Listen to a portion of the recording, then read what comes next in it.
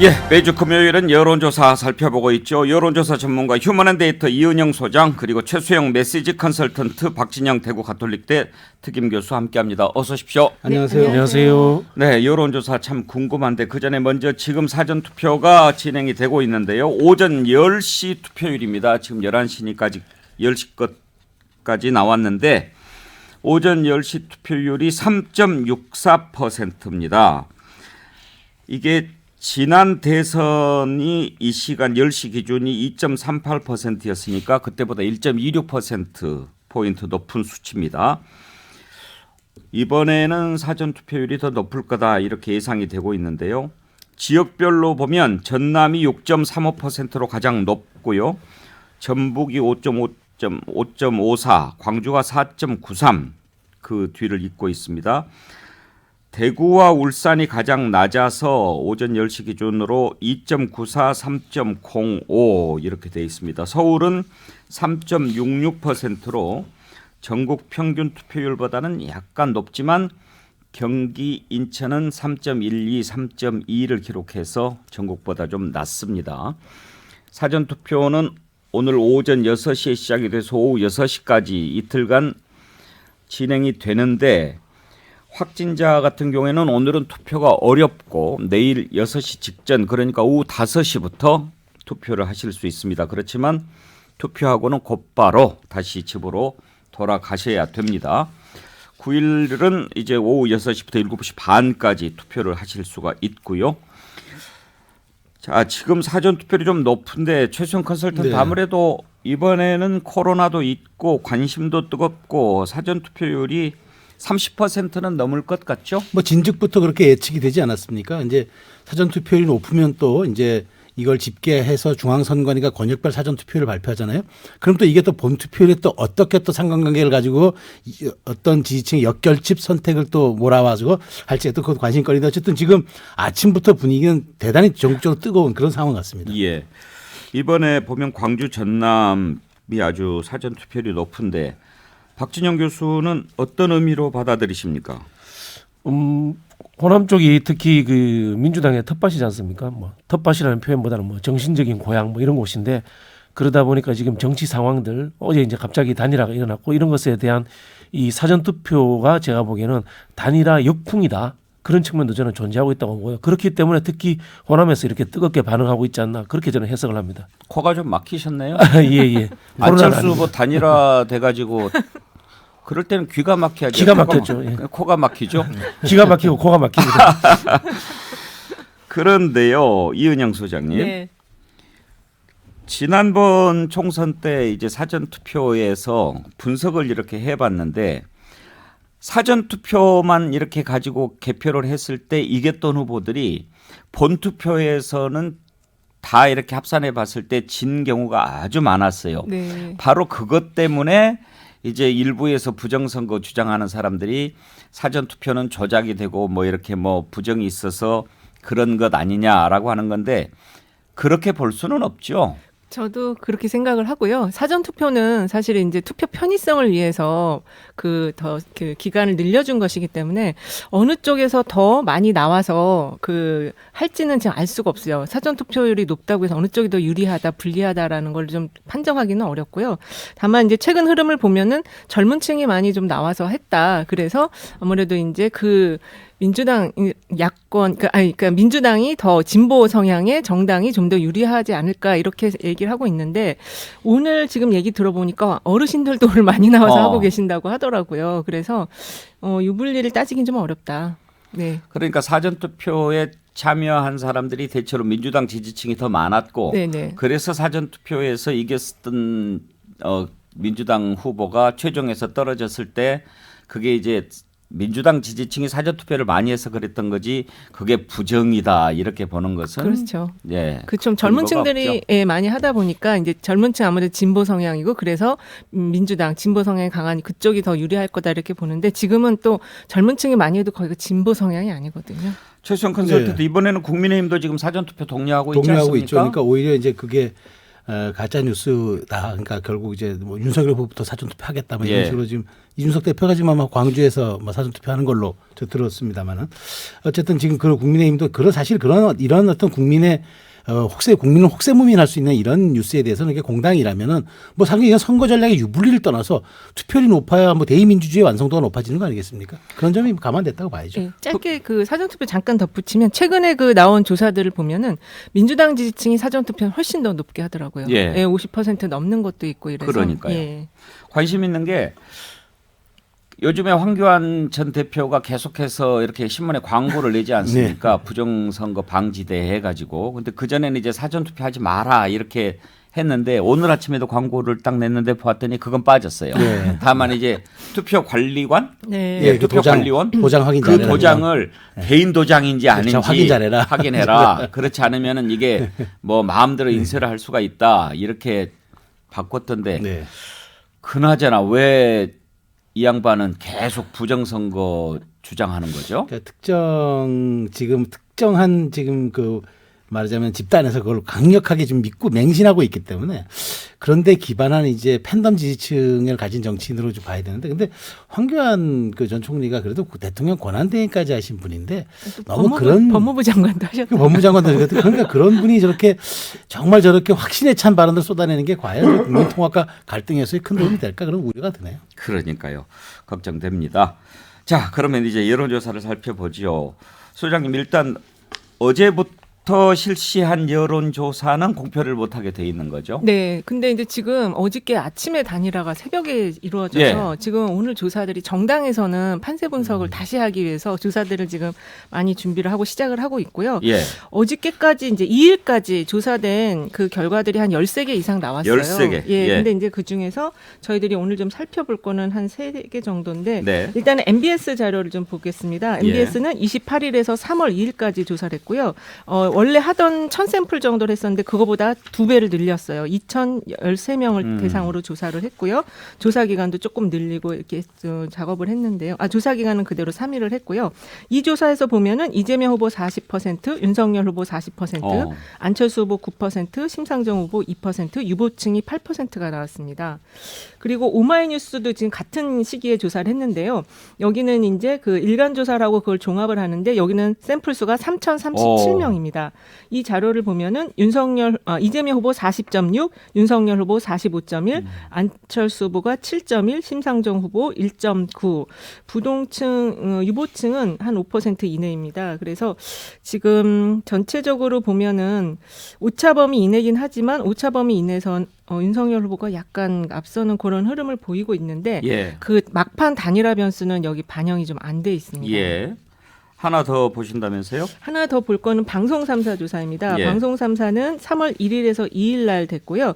이재명 후보 37.1, 윤석열 후보 42.1, 심상정 후보 1.8, 안철수 후보 7.4 이렇게 나왔습니다. 갤럽도 오늘 나오지 않나요? 갤럽이 나왔는데요. 요거는 이제 그 3월 28일에서 3월 2일까지 조사됐고 성인 남녀 1,002명을 전화 면접 조사로 했는데요. 이재명 후보 38, 윤석열 후보 39, 안철수 후보 12, 심상정 후보 3 이렇게 나왔습니다. 예. 이게 이제 다 안철수 후보와 단일화 이루어지기 전에 예. 했던 조사라서 그 효과가 반영되지는 않았지만 전체적으로 오차범위 안에서 접전이다라고 하는 것은 변함이 없다고 봐야 되겠네요. 예, 그렇습니다. 이제 가장 궁금한 게 과연 안철수 후보를 지지했던 표가 어디로 갈 거냐 하는 건데 만약에 단일화를 하면 어디로 간다 이런 문항 항목이 있는 게 있습니까? 네, 그런 문항으로 조사한 것들이 있는데요. 이제 그런 것들을 좀 보면은 지금 그러니까는 그 단일화하기 전과 그다음에 후 이렇게 비교한 걸 보면은 예. 후보 간 격차, 윤석열 후보와 이재명 후보의 격차가 2.6% 포인트 정도 나오는 걸로 예. 그런 조사가 있었고요.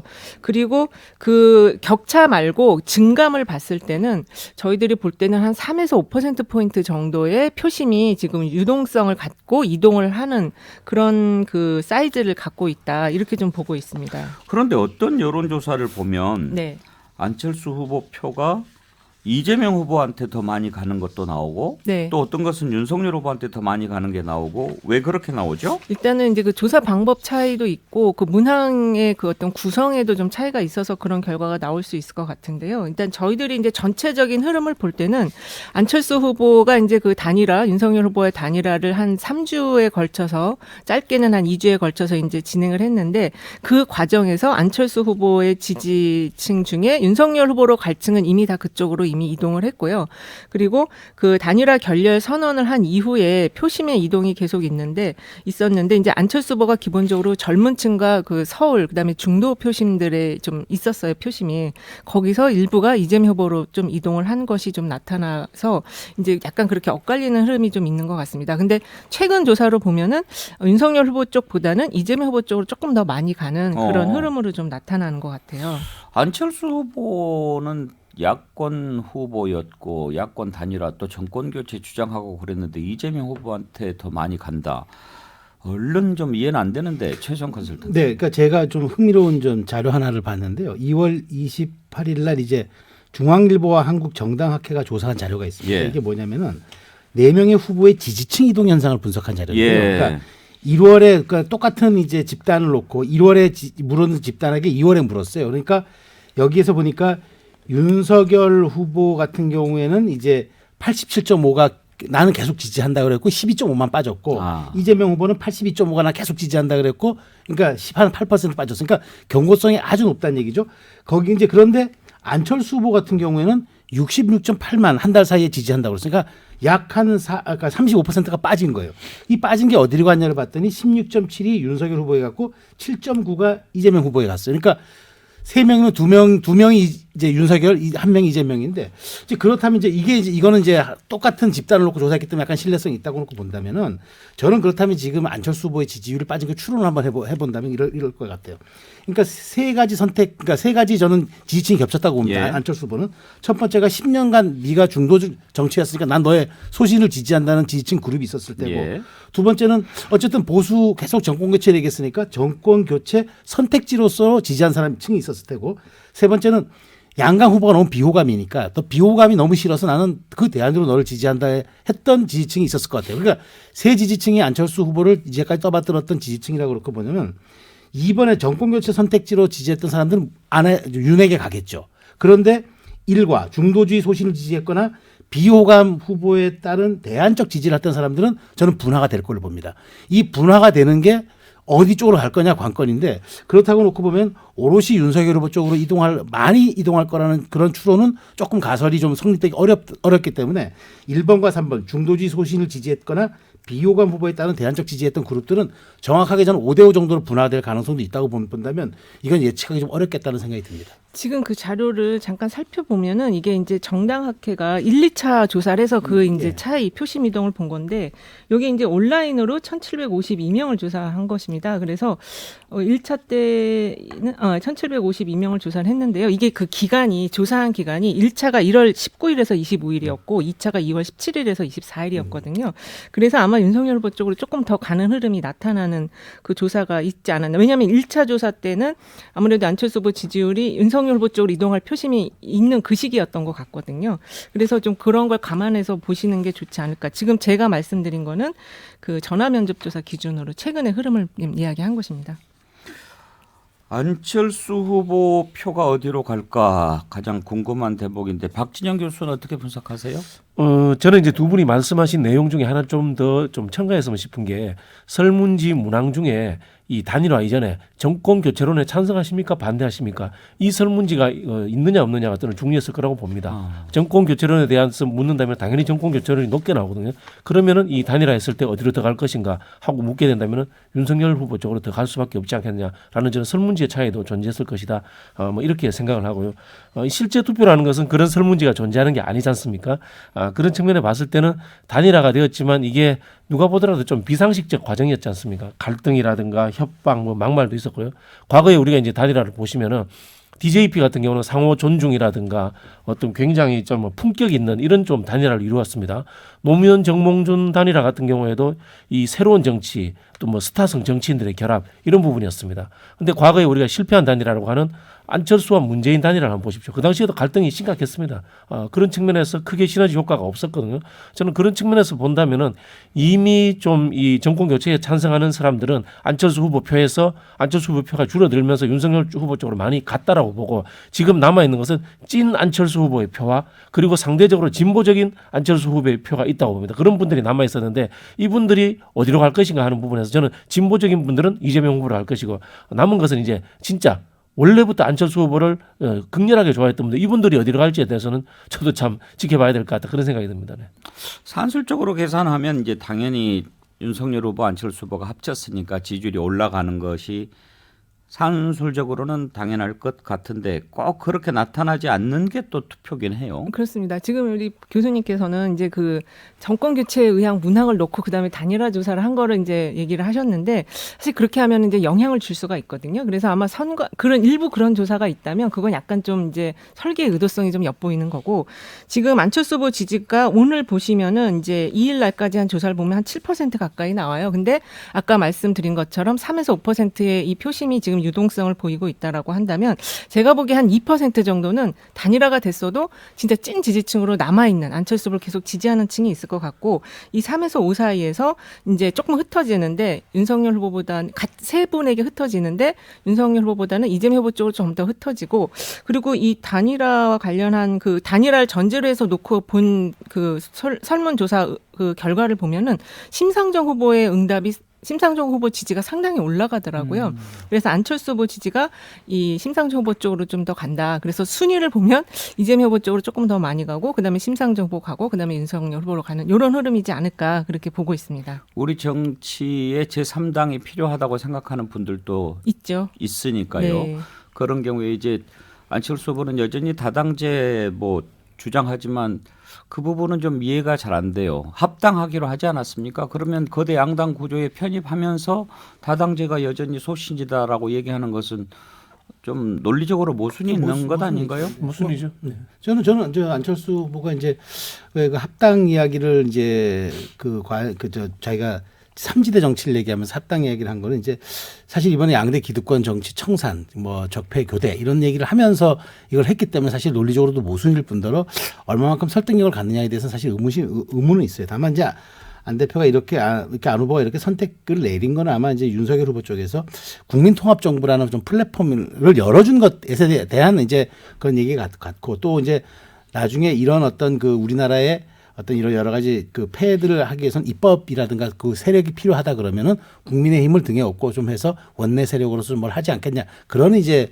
생각에 여기에 동의했다는 생각이 듭니다만은 그럼에도 불구하고 본인이 소신처럼 얘기했던 다당제 문제, 그다음에 제3지대, 그다음에 우리 사회가 해야 할 결선 투표의 이런 문제들이 사실은 과연 이렇게 이 연대로만 해결될 수 있을 것인지 그 점이 여전히 좀 의문이고 설득력은 좀 떨어진다고 보여요. 그래서 민주당 쪽에서 더 이제 그 의혹을 제기하는 겁니다. 실제로 그냥 단일화를 하고 선거 연대를 해도 되는데 왜 합당을 하는가 생각을 해보면은 경비 문제에 대해서도 아마 짐작이 갈 수가 있습니다. 이 정당이 합당을 하면은 부채도 예. 합해집니다. 승계하죠. 네, 부채도 승계한다는 측면에서 아마 이 국민의당이 가지고 있는 부채가 있을 수도 있습니다. 예. 제가 정확하게는 모르겠습니다. 선거 비용도 포함이 됩니까? 선거 비용도 포함이 되죠. 선거 비용 당연히 쓴 것을 보전해 주죠. 다 보전해 보전해 주죠. 주죠. 그런 부분이 되는 당이 부분이죠. 합해진 합해진 부분이기 때문에 그런 부분들도 저는 충분히 하나 좀 우리가 좀 눈여겨볼 필요가 있다 그런 생각이 듭니다. 수가 있겠군요. 네. 혹시 말이죠. 이런 부분은 어떻습니까? 지금 이제 단일화 얘기 잠깐 해보자고 한다면 통합정부 기체 아래에서 모이기는 했지만 이런저런 뭐 이면 합의 얘기가 나옵니다만 지금 만약에 나중에 득표를 해서 이제 이겼다고 칩시다. 그런데 표 분석했는데 기존의 윤석열 후보 지지율과 별반 차이가 없을 정도로 이겼다. 그리고 안철수 후보의 기여도가 그렇게 높지 않았다라고 판단이 됐을 경우에 단일화하기 전에 했던 약속이 얼마나 지켜질 수 있을까? 글쎄요, 뭐 이명각서가 있으면 모르겠는데 구두로 한 약속일 경우에는 또 상황 논리에 따라 또 변화가 있을 수도 있겠죠. 근데 뭐 제가 보기에는 자리 약속, 예를 들자면 입각 관련되는 약속들은 지켜질 수 있다고 봅니다. 다만 이 정당 내의 정치적 지분의 문제는 저는 다르다고 봅니다. 그건 왜냐하면 이준석 대표도 있고 국민의힘에도 기라성 같은 정치인들이 있기 때문에 안철수 후보가 그 만만하게 자리 잡기는 저는 쉽지 않을 것이다. 그렇게 보여집니다. 벌써 이준석 대표 뭐 이런저런 얘기 하더라고요. 뭐 당대표 얘기는 뭐 언급된 바도 없고 이렇게 선을 긋고 또 당대표 임기가 2년이지 않습니까? 그러니까 뭐 본인으로서는 뭐 거기에 대해서 먼저 여지를 열어놓을 필요도 없을 것 같은데 정말 그 안 대표 안철수 후보가 이제까지 보여줬던 정치 행보를 가지고 이제 국민의힘에 결합이 됐다.